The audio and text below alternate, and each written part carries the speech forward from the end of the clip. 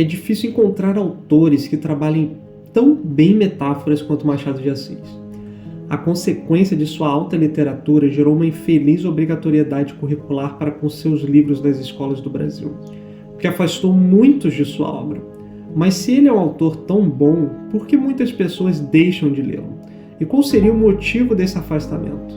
Acho que a resposta mais simples que posso dar é: reconhecer a qualidade que um autor tem em seu trabalho não tem relação alguma com o aproveitamento da obra por parte de quem lê. Afinal, enquanto seres humanos, leitores precisam se conectar com o que está sendo contado. Mas para quem ama literatura e a reconhece como parte essencial de sua vida, não há escapatória. Ser atraído por pelo menos um dos livros de Machado é inevitável.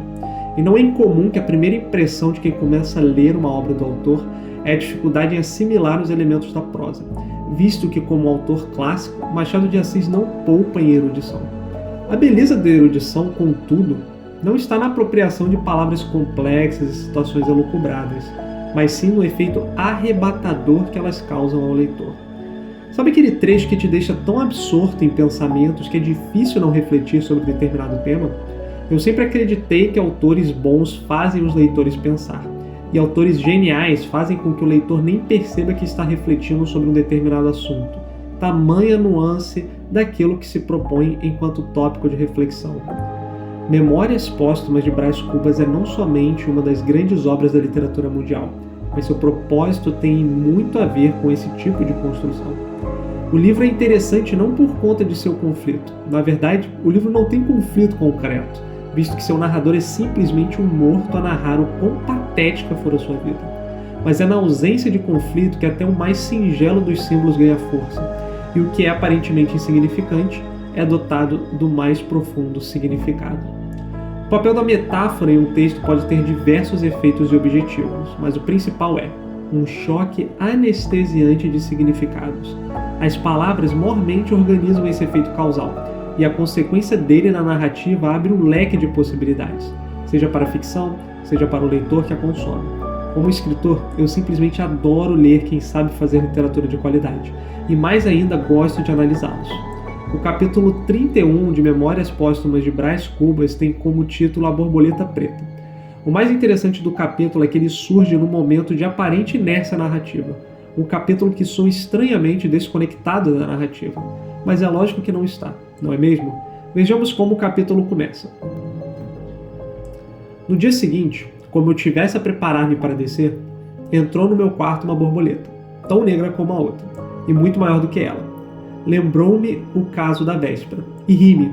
Entrei logo a pensar na filha de Dona Eusébia, no susto que tivera, e na dignidade que, apesar dele, soube conservar. A borboleta, depois de esvoaçar muito em torno de mim, pousou-me na testa, sacudia. Ela foi parar na vidraça. E, porque eu sacudisse de novo, saiu dali e veio parar em cima de um velho retrato de meu pai. Era negra como a noite. O gesto brando com que, uma vez posta, começou a mover as asas, tinha um certo ar escarninho que me aborreceu muito. Dei de ombros, saí do quarto. Mas tornando lá, minutos depois, e achando-a ainda no mesmo lugar, senti um repelão dos nervos. Lancei mão de uma toalha, bati-lhe e ela caiu. Perceba o quão singelo parece essa cena, mas o quão poderosa ela é. Machado de Assis inicia sua proposta escondendo a frase principal como uma oração subordinada, ou seja, como eu estivesse a preparar-me para descer. O que é engraçado nesse trecho é como a frase surge de um adjunto adverbial de tempo, ou seja, no dia seguinte, mas ela própria age como uma oração subordinada adverbial de tempo, ou seja, ela implica a circunstância temporal em que a ação ocorre. É um jeito muito estranho de escrever uma oração, não concorda? Pois veja, como eu estivesse a preparar-me para descer, não dá uma ideia de que a consciência do narrador, visto que temos um narrador em primeira pessoa, espera que algo vá acontecer? Não dá uma sensação meio mística? Machado de Assis parece ter entendido isso, pois o que se segue é um complemento verbial, no meu quarto. O pronome possessivo meu foge do genérico e aproxima o que está por vir do personagem, ou seja, dá a ideia de que o que virá a seguir está destinado a ele. E o que será essa coisa? É uma borboleta? Meio aleatório, não? Parece aleatório, mas não é. O sujeito, nesse caso, a borboleta, tem um predicativo. tão negra como a outra e muito maior do que ela. Nesse caso, o autor faz questão de quebrar a oração novamente, tornando o conectivo e um elemento adversativo. Muitas características para algo tão ínfimo, não? Mas a borboleta está no título, então deve haver um mínimo de importância.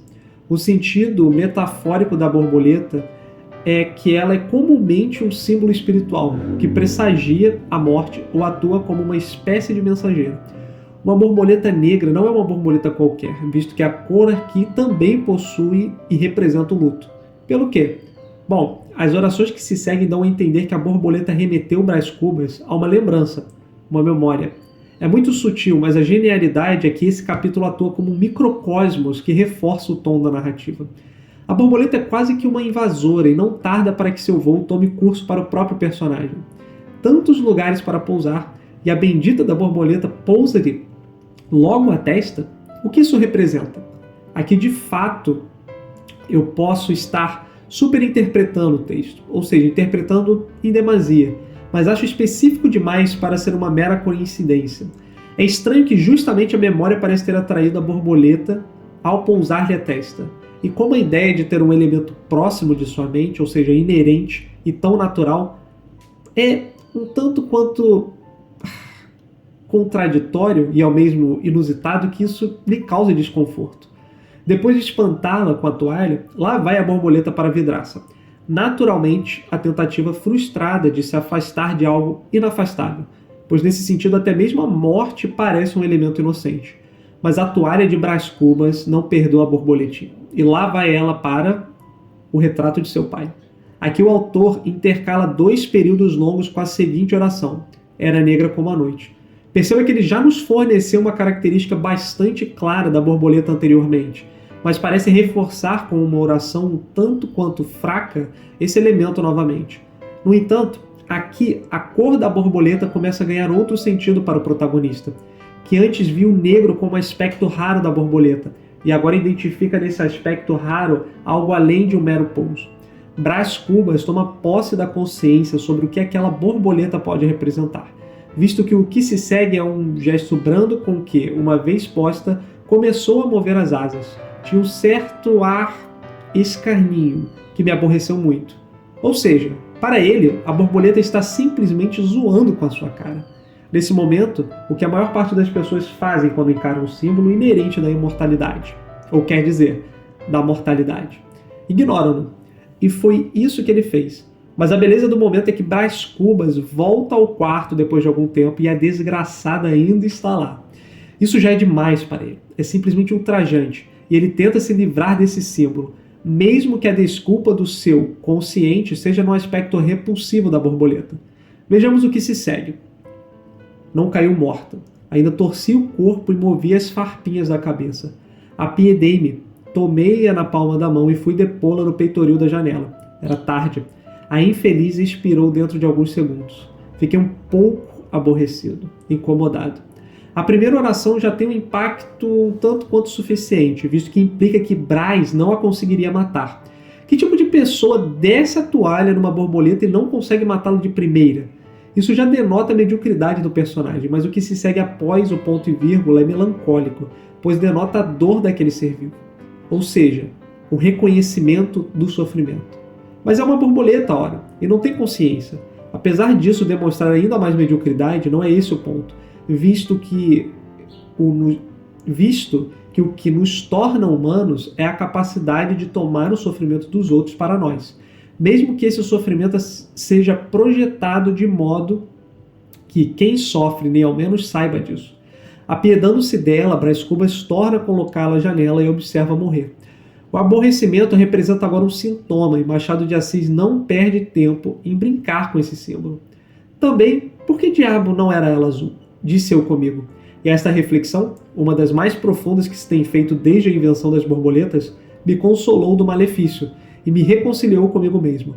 Deixei-me estar a contemplar o cadáver com alguma simpatia, confesso.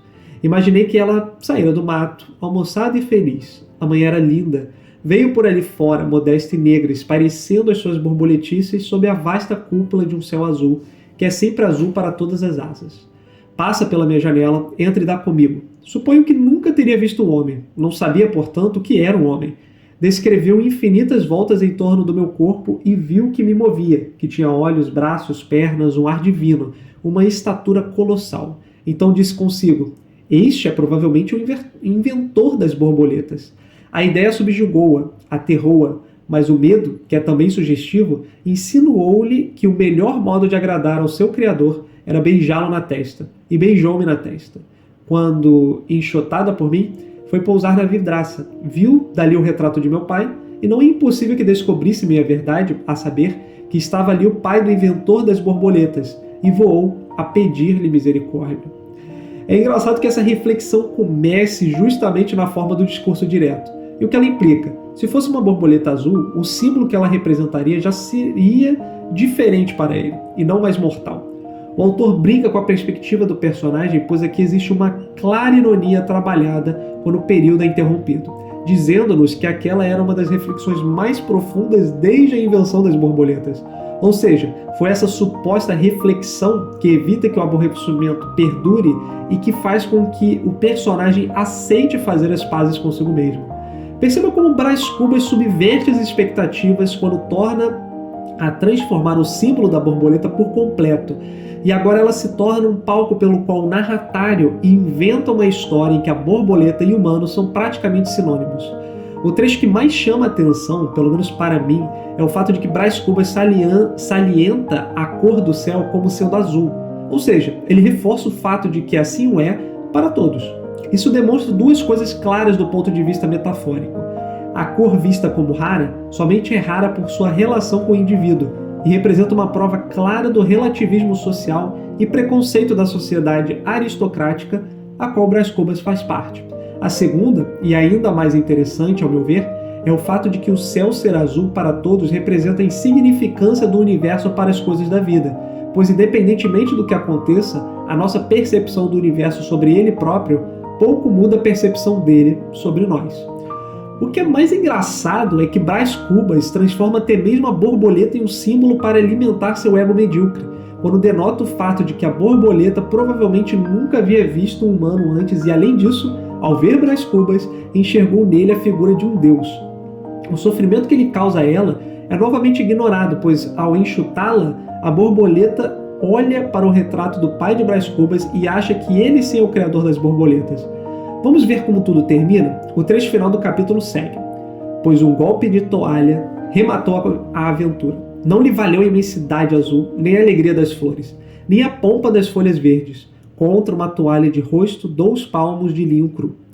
Vejam como é bom ser superior às borboletas, porque é justo dizê-lo, se ela fosse azul ou de cor laranja, não teria mais segura a vida. Não era impossível que eu a atravessasse com um alfinete, para recreio dos olhos. Não era.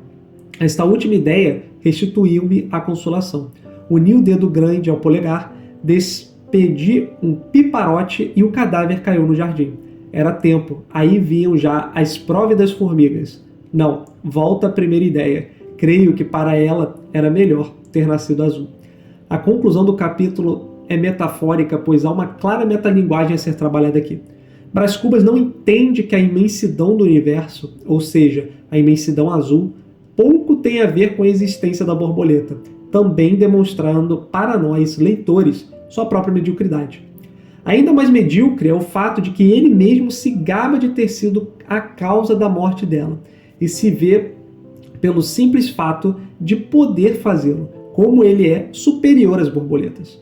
Machado de Assis demonstra muito bem através desse joguete de cores que, caso ela fosse de outra cor, uma cor mais aprazível aos olhos, Brás Cubas não somente não deixaria de matá-la, como lhe espetaria num painel pura e simplesmente para recreio dos olhos.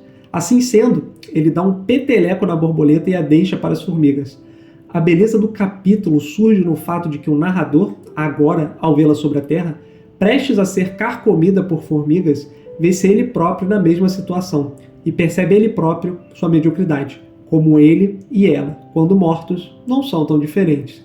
E somente morto conseguiu entender esse aspecto, com a frase que conclui sabiamente o capítulo. Não, volta à primeira ideia. Creio que para ela era melhor ter nascido azul.